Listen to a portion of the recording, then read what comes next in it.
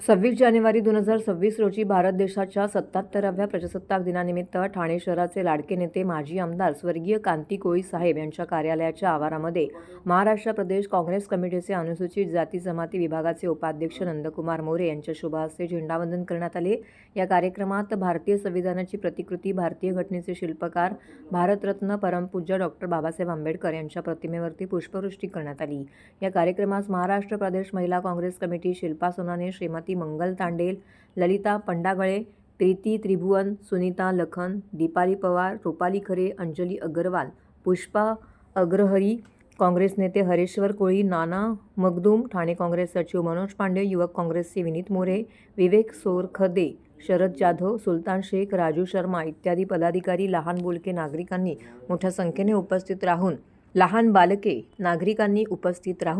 प्रजासत्ताक दिन मोठ्या उत्साहात साजरा केला। आज आपल्या भारत देशाचा 77वा प्रजासत्ताक दिन आपण या ठिकाणी साजरा करत आहोत। या ठिकाणी तसं सर्व भारतभर भारत देशाचा प्रजासत्ताक दिन गुणगौरव सुरू आहे। आजच्या या भारत देशाच्या प्रजासत्ताक दिनानिमित्त आम्ही या ठिकाणी भारताच्या संविधानाचा आणि परमपूज्य डॉक्टर बाबासाहेब आंबेडकर यांच्या कार्याचा गुणगौरव या ठिकाणी केलेला आहे।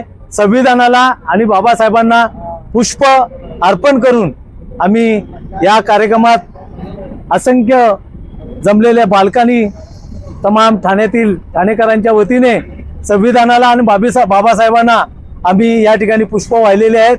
आजच्या दिनी मी एवढंच सांगू इच्छितो की आपल्या भारत देशाच्या संविधानाचं रक्षण करणं हे आपल्या प्रत्येकाचं आद्य कर्तव्य आहे।